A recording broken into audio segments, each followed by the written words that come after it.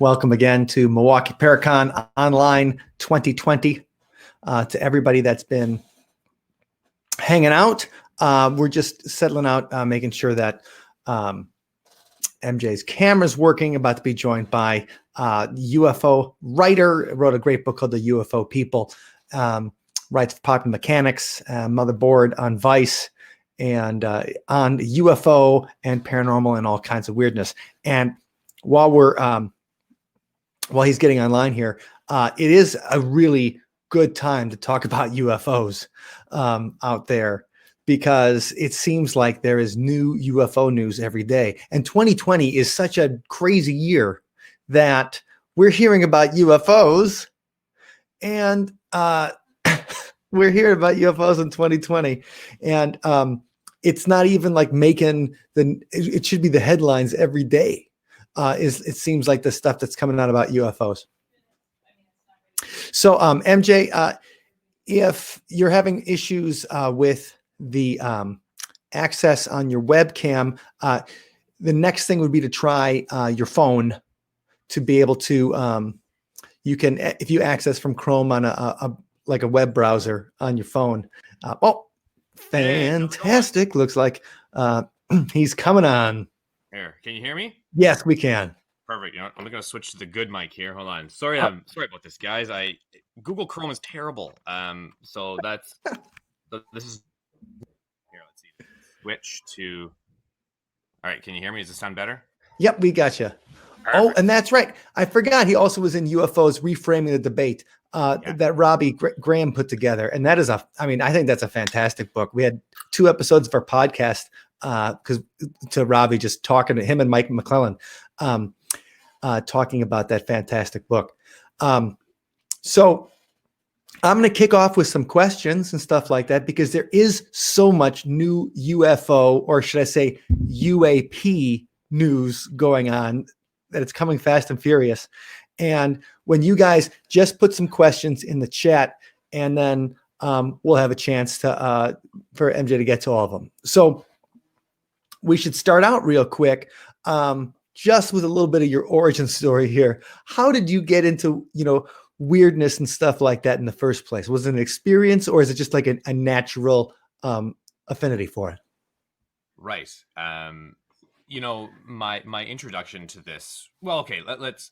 Very beginning of my life, I grew up in a household where stuff like Star Trek was always on the TV in the background. So for me, I had aliens and flying saucers sort of invading my television screen on a regular basis. But I was never really into the subject matter sort of in a real sense, like UFOs were something real. It was always just Star Trek or the X-Files or Outer Limits or something. And it wasn't until after university, I have a degree in English and a post-baccalaureate in critical studies. So my entire academic career has been based upon studying culture and literature. And I'm really into subcultures, studying how subcultures flourish, how subcultures get together, and how they create ideas. So I was sort of approached / told to get into UFOs by another sort of UFO researcher. His name's Chris Rutkowski. He's a relatively well-respected UFO researcher and science writer out of Winnipeg in Canada. And he said, you should really get into the UFO subculture. It's kind of interesting and unique. And he set me up with a few people who did ghost hunting actually in the city. So I answered their emails and was sort of that guy for a bit. I became a MUFON field investigator just to kind of get my feet wet and see what it was like. And then I wrote a book about my experiences of kind of embedding myself into the UFO community. And now I write the Vice, the mechanics, and kind of all over the place. So that's how it all began, I guess, in a long-winded kind of way. Fantastic. So, writing for these major publications talking about UFOs, most people who write about this thing don't have the fact checkers and the editors and stuff like that those publications kind of do. So do you find yourself writing about these fantastical things held to maybe a different standard than other writers might be? Yeah. Listen, I after I wrote my book, I had been pitching to a lot of mainstream publications to dig into UFOs and to kind of start writing about it. And I realized after probably about a year of doing it and being totally unsuccessful, that the content was too specific to like the UFO community or to the paranormal community. So it was much too nuanced. Um, and all the editors kind of said like, listen, we have no idea what you're talking about half the time. Like, we don't know who these people are. They're not famous. They might be famous to you and they might be well respected to you, but like, we don't give a crap, right? Like, we're interested in what's like on the Kardashians right now, right? So that was kind of the world I had to deal with. So what I had to do is tailor my writing to totally approach it from, there's the public out there who knows nothing about UFOs. There's the public out there that knows nothing about Mothman or um, the Missouri Monster or ghosts or anything. Right? They don't know anything about it. So now, how do I take a story about that and make it compelling to a culture that isn't really interested? That's sort of what I've had to do. And editors are great because they're very willing to sort of say, this whole paragraph here is interesting, but nobody cares, and they'll just like delete it, and then you have to completely tweak your article. So it's definitely a different world. I blogged about UFOs for a long time, and I wrote for Mysterious Universe for a long time prior to writing for Vice. But we had a lot of freedom there because the community read those publications. So you are fine. You are engaging with people who are already in the know and in that world. Vice and Puppet Mechanics and even the Globe and Mail, it's just, you have to focus on the mainstream and then try to grab them and yank them into our world a little bit more, right? And that's kind of the play. Yeah. Do they ever try to make something a little more sensational? Like, All the time. Is it just like, can you add some little green men to this, MJ? I think the we're still kind of at that point where UFO articles are typically designed to be clickbaity. They haven't come into their own yet. So oftentimes, your editor, for example, gets to choose the headline. So as the journalist, I don't pick my headlines. I can suggest a headline, but then the editor will usually change it for search engine optimization purposes and whatever, right? As well as to just generate clicks. So we're sort of still in that kind of world where your editors will understand. Listen, this is an article about Donald Trump, and people believe he's an alien. So we need to really amp it up, right? It depends, right? It fluctuates, but the people love reading about like spacemen and green men and whatever. So it's right. It's factored in often. Yeah. What do you think in a year where we seem to have had like New York Times bombshells on UFO stories, right? And things that like now the military and Harry Reid's coming out. He's like, oh yeah, well it's because they had that alien craft they were like what? It just seems like it's just going past us. And the news of these new kind of UFO stories as related to the Department of Defense kind of it seems to be washing over us. And if there actually is some kind of extraterrestrial craft, that we should all be like, hold on a sec, guys. What do you think, as far as this year, has been the biggest UFO story that you've covered, that you were like, something's going on? Sure.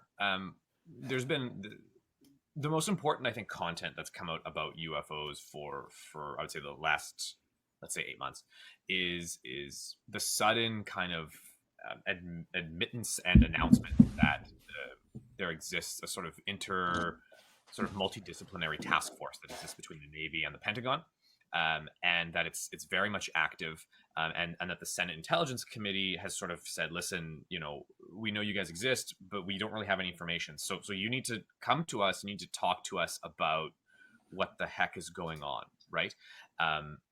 So that's kind of the most important piece, because what you have is the Pentagon a few years ago coming out and saying, yeah, listen, we had a program, but it closed in 2012. It turns out that's not necessarily true. That program actually closed in 2017. And then they said, well, okay, it's really done now, though. Like, no, we're not looking at UFOs anymore. And then they turn around and suddenly, there it is, right? Actually, they are.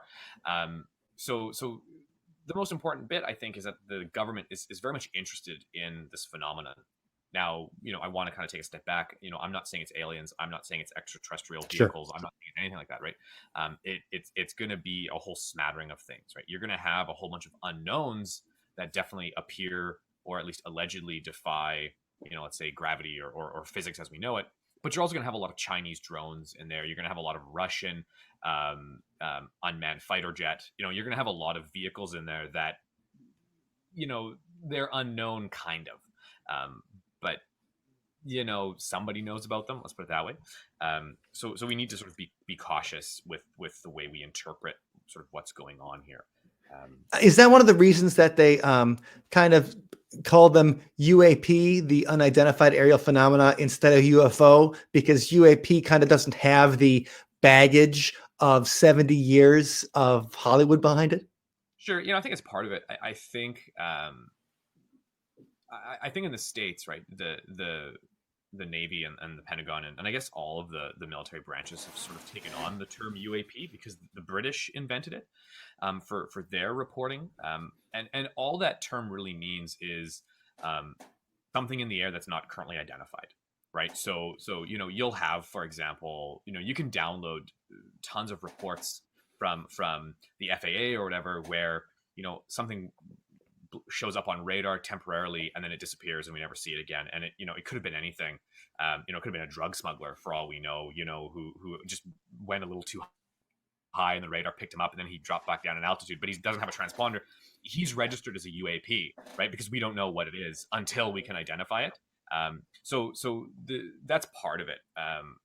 Is just it's a much cleaner term because you don't necessarily know if they're flying all the time. The second thing is I agree there's some cultural baggage there, right? UFOs now equal aliens, right? Right. Hollywood is very much responsible for this, so I can see that there's a desire for that change. Now again, in Canada, where I'm from, we still say UFO. So the Canadian government and the Air Force here, if there's an unknown aircraft, they use the acronym UFO. So it just depends, I guess, on the country. But England and the United States have very much adopted UAP as their acronym for this type of stuff. Sure. I think one of the most interesting things that's happened in the UFO field, kind of out of left field, was the appearance of the guy from Blink 182 as like a leading figure now. Like he shows up, and you're like, what? Like, I thought that guy only, wrote songs about fart jokes or whatever. But now they're catchy.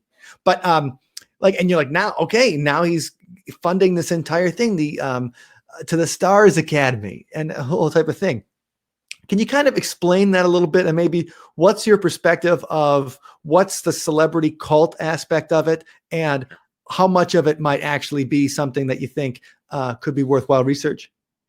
Sure. Well, Tom DeLonge, all sort of credit where credit's due is he was able to sort of secure a lot of interesting and compelling people under sort of one banner.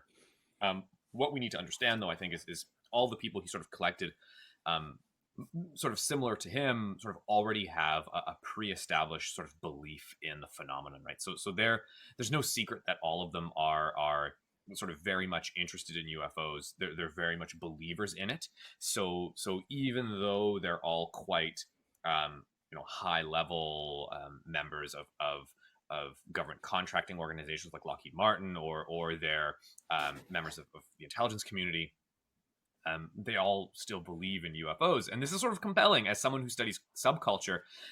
It doesn't matter if you're a person like me who's just like, a nobody who sees a flying saucer versus someone who works in the intelligence community, or you literally run the entire intelligence infrastructure for the United States, or you're in charge of Lockheed Martin Skunk Works. UFO belief is kind of everywhere, right? It spans class, it spans wealth level, it spans race, it spans culture and sociological upbringing, it spans education.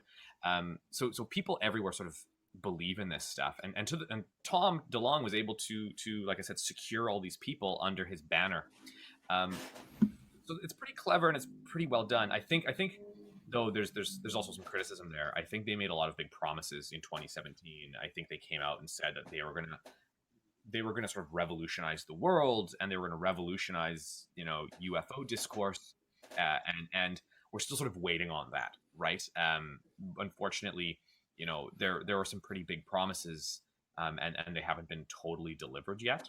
So what we need to kind of assess here is how much of that belief is getting in the way, and how much of sort of the actual objective science or whatever work that needs to be done has yet to be done, because maybe the belief is let's just say slowing everything down a little bit, right?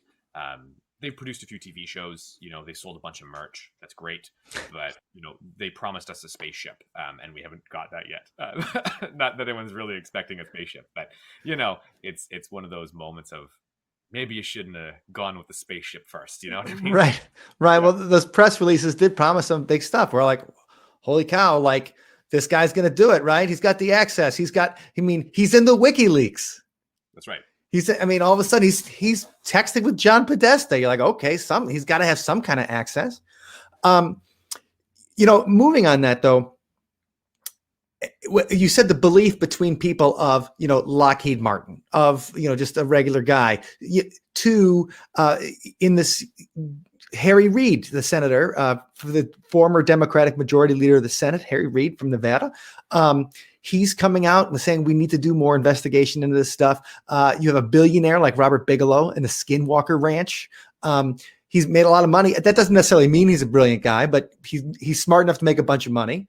And so you're seeing like high, rich, powerful figures kind of interested in this UFO phenomena. Now, Harry Reid, why can't he just walk over to the CIA or whatever and say, give me all your files?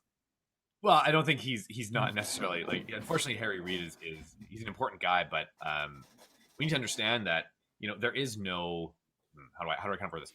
When we think about the American government, right, we have this perception like it's all like unified and connected, and there's like one repository, right? So I think there's this general belief within the UFO community that someone with a high enough access, like the president of the United States, could just walk into like the room where they house all this stuff and be like, okay, open the doors, let people in, right? And it's not really like that, right? The United States has 17 different intelligence organizations that never work together, right? Or when they do work together, they have to do it like begrudgingly. Like they're like, oh, okay, I guess we'll send you this paperwork, and what's your fax number? Like that's kind of the relationship they often have. There's an old joke John Keel kind of told, I think it was in the Mothman Prophecies. He says the FBI hates the CIA and the CIA hates the FBI, and the telephone company hates both of them. It's one of those things where you don't necessarily have cooperation, and you might have the CIA, for example, has a sort of a whole bunch of files. The NSA might have a whole bunch of stuff. The Navy will have a whole bunch of stuff. The Air Force will have a whole bunch of stuff, but they're not necessarily sharing it with anybody or each other. So it's impossible for one person to sort of walk in and open the doors, because really there is no sort of American government in the sense that it's one unified system. It's a whole bunch of little systems that sort of agree to, swear allegiance to the flag. So I think that's sort of the essential national security aspect of it all. Harry Reid just can't walk into any building and demand stuff. The interesting thing I think that this speaks to, though, is it doesn't matter if you're a high-ranking member of some tech company or Lockheed Martin or a high-ranking member of the government. What I think it shows is that it really doesn't matter who you are. There's this huge group of people who believe in sort of what I would sort of term paranormal things, right? Whether it's ghosts or Bigfoot or UFOs, or whether it's interdimensional travel or time travel or whatever, people are really fascinated by this stuff. And it doesn't matter who they are or where they're from. It sort of spans the population. I've said it before, there's this sort of hidden and silent majority of people.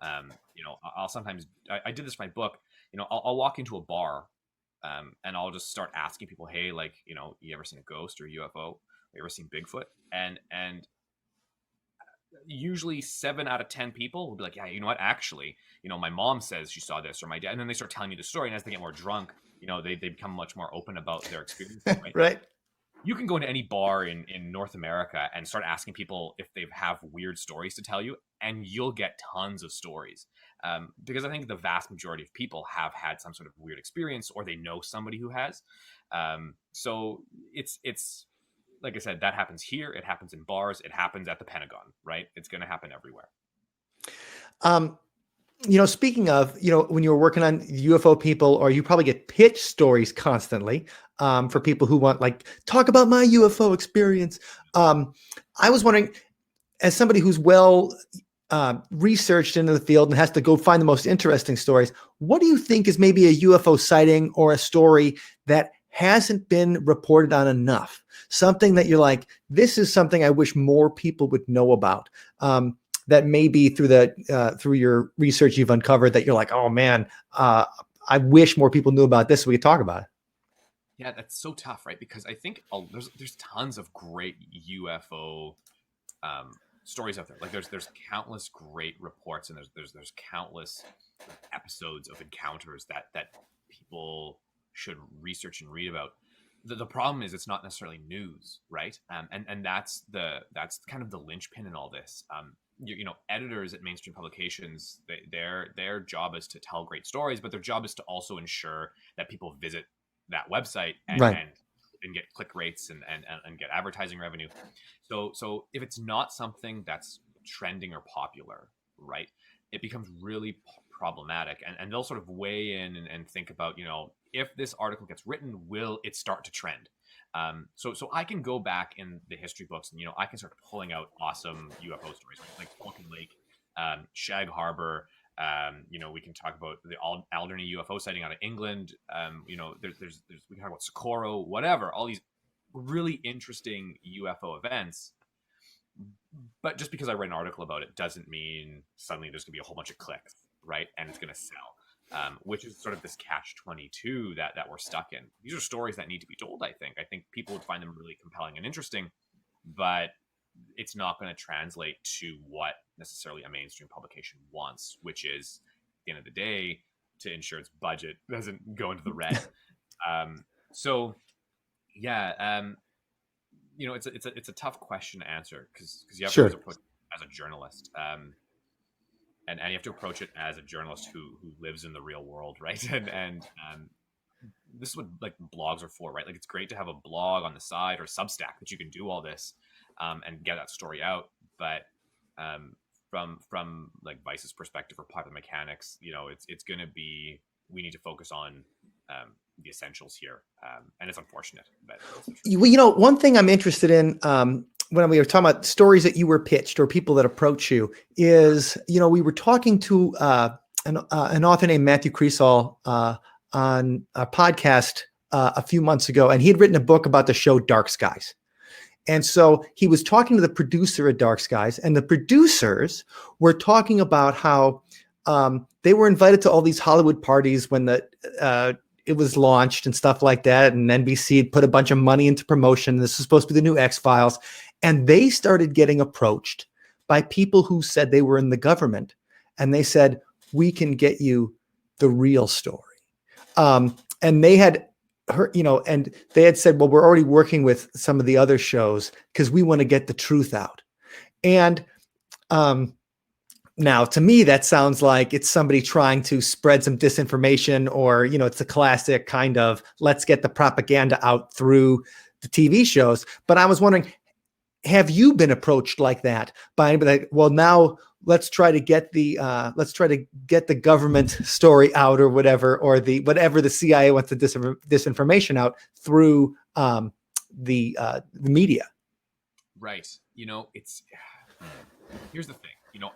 I will regularly communicate with people who are engaged in some way with the UFO topic, maybe for the government or whatever.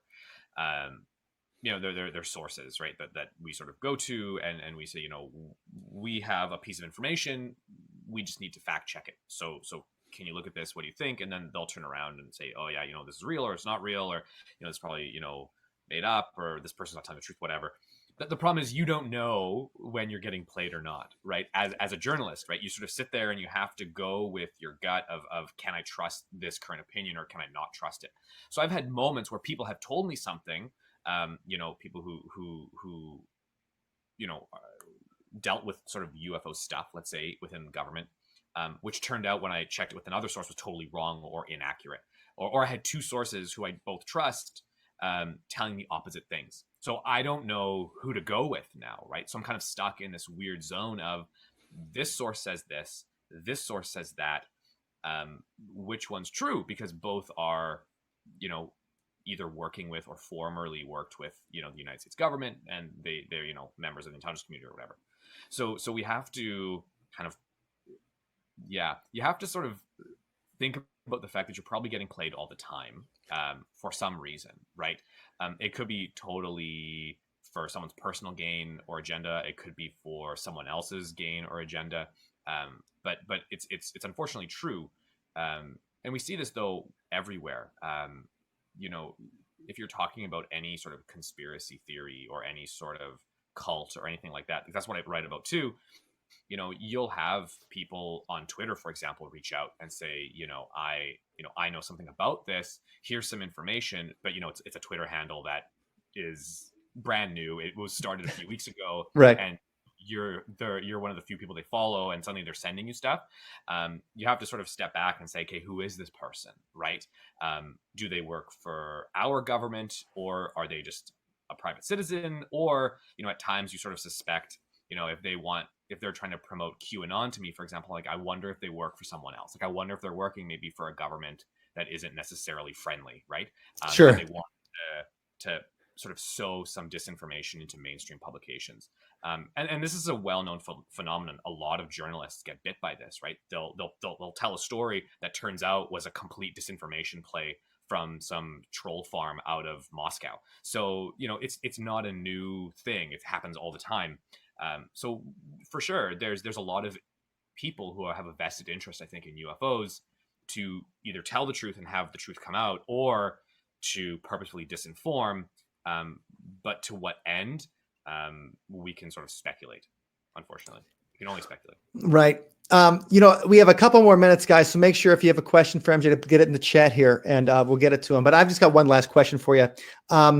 Nick Redfern, another Mysterious Universe guy, of course, he wrote the book on Rendlesham. It came out earlier this year, and it was the idea that Rendlesham wasn't actually, a UFO, but it was like a government experiment where they gave like hallucinogenics to these soldiers to see if they could screw, to see if it would screw people up on the battlefield, kind of thing, if they could use it against enemies. And so that was a very unpopular kind of notion in the UFO field, and Nick took a lot of heat for it. So I was wondering, what is maybe something about the UFO field that you believe is unpopular? Like, what's your most unpopular belief? Yeah, listen. Here we go. MJ's gonna shoot himself in the foot. Listen. Here it is.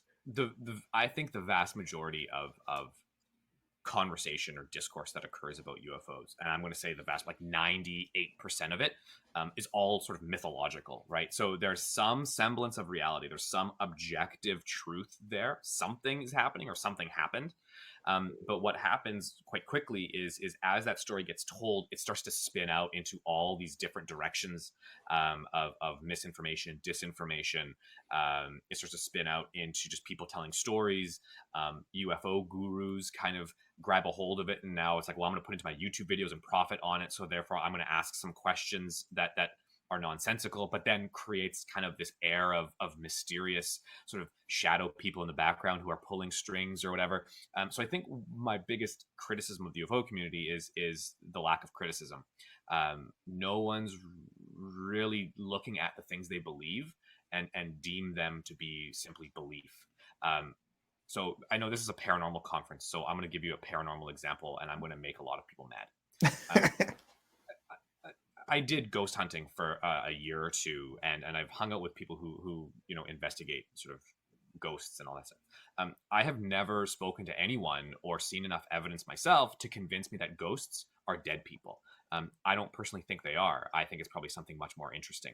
So it's sort of similar to UFOs, right? There's no evidence to really suggest that UFOs are aliens. So there's no evidence to suggest that UFOs are interdimensional travelers. There's no evidence to really suggest that they're time traveling humans.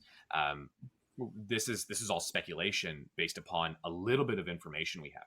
I'm convinced ghosts are kind of the same thing, right? We have a little bit of information and we sort of speculate out, well, it must be dead people. But really, do we know that for sure? Like, can we scientifically prove it? For example, that like your dead aunt is the ghost you're seeing. So, boom, there you go. Hi, paranormal community, you hate me now. That's my biggest sort of concern. So I approach everything from the standpoint of, what do we really know? And then we need to work with that. Everything that we don't know, everything that we think or that we believe or speculate on, that's not something we should really talk about. We can talk about it over a beer or something at the bar, right? Like, listen, I'd love to hear your ghost story. Tell me about your dead aunt. I'd love to hear it. But, let's kind of understand that we're just having a fun conversation. This is not sort of a proven fact that we're going to publish or print in a reputable news source, right? So that's sort of where I stand in that regard. All right. That is a good point though. Like when you see just something, you hear a knock on the door, you're like, well, that's obviously my grandfather knocking to make sure I'm okay. It's like you heard a knock on the door. There's a lot of things it could be. But that also is a call to let's be as we want to get detailed as possible. We want to try to get as specific as possible for people to take you seriously, especially when it comes to outrageous claims, like happens often in this field. Last question before we let you go. I want to thank you again for your time today, MJ, for coming on and joining us here at the Milwaukee Paracon. But we have people from all over, and thank you everybody for joining us. Gian's question: how might the Space Force deal with UFO sightings and reports? Yeah, well, here's the thing. I don't think the Space Force or really any branch of the military is going to collect like civilian reports. So I think what we need to sort of understand is the military and the US government is going to say, okay, civilians are going to report a bunch of stuff, but that's not going to be us, right? We'll let the FAA deal with that, or we're just not going to pay attention, which is sort of, I think, what's happening now. I don't think there's too many civilian reports that the government's paying attention to. It would have to be sort of something incredibly special or unique, and it would have to most likely have some sort of military bend to it. So, there's maybe some examples of that, but civilian reports are going to be generally sort of not really dealt with. It's going to be predominantly reports from military personnel that are really the things that are going to be the most interesting. Now the Space Force might play a role in this, but I have to be honest, there's probably about 11 sort of organizations within the current setup of the military, the current branches of the military, that deal with collecting information on sort of unknown vehicles that make incursions into U.S. airspace. Again, we're not talking about space aliens here. We're talking most likely about satellites, drones, that type of thing from foreign powers. You're going to have a lot of satellites already pointed at the planet that sort of photograph and record data almost 24/7 on what's going on. So when something rips by really fast and the satellite grabs an image of it and then tracks it, and then other satellites start paying attention and they're watching this thing whiz through the air, there's going to be a lot of groups paying attention already within the military. So I'm not sure if the Space Force is going to be... So the Space Force might just add to that, you know what I mean? They might develop their own system, or they're going to just kind of use one that already exists and engage in the sort of the same study everyone else is doing.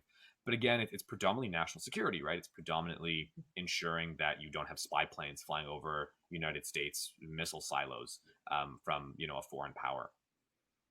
I'm not sure if the Space Force is going to necessarily be engaged in sort of an extraterrestrial, let's say, mission.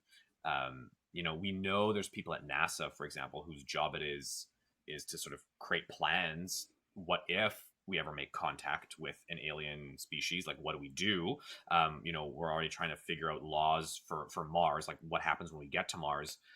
Does anyone really own it? What happens if we bump into a microbe and we accidentally kill it? Like, what are the ethical dilemmas here? There's a lot of that happening. But I don't think if we're talking about UFOs as sort of vehicles piloted by aliens, I'm not sure if that's sort of something that anyone's really going to cover, or at least cover publicly and talk about it. You never know, though. Secret operation, which would be really cool. Well, going back to Star Trek, we just hope that one day Space Force can turn into Starfleet. Yes, and it's awesome. That'd be great. So thanks a lot for spending your time today with us, MJ. Where can people find your next work? I know you guys can look for the UFO People on Amazon, and you're really going to enjoy that book. But where else can they find the next thing you're writing? Sure. So my website is www.mjbanias.com. Really basic. You can find all of my articles there, all of my social media. So that's sort of the best way to find my content and then reach out. Listen, I'm always happy to talk to anybody. I get tons of stories from people, tons of information from people in my inbox all the time. So if you have a really interesting story or a compelling experience, and you think you want to share it with me, I'd be happy to listen. I'd be happy to read it and happy to have a conversation with you. I love hearing people's sort of encounters and all that. And listen, I'm a journalist, right? That's what I do. I want to tell stories. So if you have something incredibly compelling or incredibly interesting, mjbanias.com.